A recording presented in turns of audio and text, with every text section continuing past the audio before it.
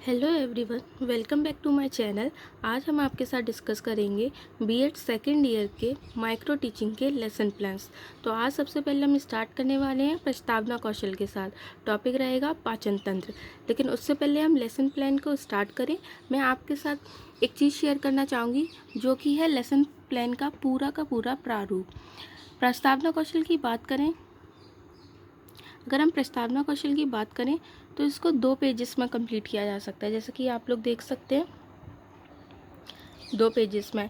ये पहला वाला पेज जो आपको नज़र आ रहा है ये सिर्फ टीचर्स के लिए होता है। जब आप अपनी क्लास में टीचिंग कर रहे होंगे तो जो आपके टीचर होंगे वो आपको निरीक्षण करेंगे कि आपने किस तरीके से बच्चों को पढ़ाया और कौन कौन से घटकों का प्रयोग करा।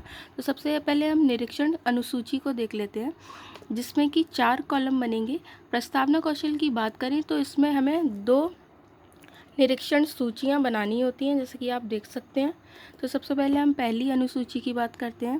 पहला कॉलम रहेगा क्रम संख्या, दूसरा व्यवहार घटक, तीसरा वांछित व्यवहार और चौथा अवांछित व्यवहार। तो जो पहला पॉइंट है वो है छात्रों का पूर्व ज्ञान। तो इसमें टीचर आपको चेक करेंगे कि आपने बच्चों के पूर्व ज्ञान से क्वेश्चन किए या नहीं किए। अगर आपने किए होंगे तो वांछित व्यवहार पे टिक किया जाएगा, और अगर आपने नहीं किए होंगे तो वो अवांछित व्यवहार में चला जाएगा। सेकंड पॉइंट रहेगा तत्कालिक घटनाओं से संबंध। थर्ड, मूल पाठ एवं उद्देश्यों से संबंध। कथनों व प्रश्नों में संकलबद्धता, उचित युक्तियों एवं साधनों का उपयोग। ठीक इसी तरीके से इसमें 10 पॉइंट रहेंगे। अब दूसरी अगर हम टेबल की बात करें तो वो है मूल्यांकन हेतु निर्धारण मापनी, जिसमें आप दे सकते हैं सबसे पहले है क्रम संख्या, फिर व्यवहार घटक, फिर उसमें कुछ कॉलम बनाए हुए हैं जिसके बेसिस पे टीचर आपको जज करेगा कि आपने उन घटकों का प्रयोग किस प्रकार से किया है।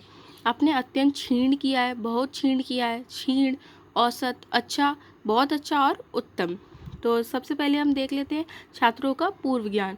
तो आपने कैसे उनको पता किया, फिर बच्चों के पास कैसा ज्ञान था। तो अच्छा था तो टीचर उसमें अच्छे में टिक कर देगा।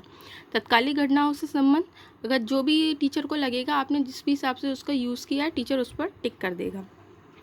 ठीक इसी तरीके से इसमें पूरे 10 पॉइंट है।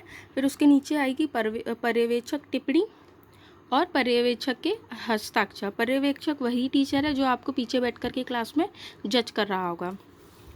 अगर अब हम सेकंड पॉइंट पर आए, सेकंड पेज पर आए, तो इसमें कुछ एंट्रीज, पहले बेसिक एंट्रीज जो होती हैं वो आपको फिल करनी होंगी।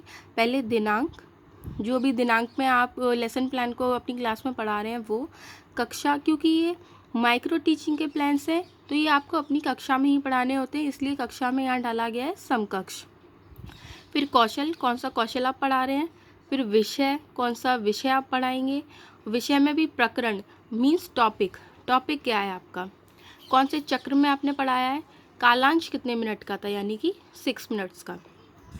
फिर आप एक विशिष्ट उद्देश्य लिखेंगे जिसमें लिखा जाएगा कि प्रस्तावना प्रश्नों के व्यवहारगत कौशल घटकों का विकास करना। फिर आप प्रस्तावना प्रश्न निकालेंगे। 2 कॉलम बनाए जाएंगे, एक तरफ होगी छात्र अध्यापिका क्रिया और दूसरी तरफ होगी छात्र अनुक्रिया। इसमें आप 4 से 5 क्वेश्चंस रख सकते हैं। तो जैसे कि हमें पता है हमारा टॉपिक क्या है, पाचन तंत्र।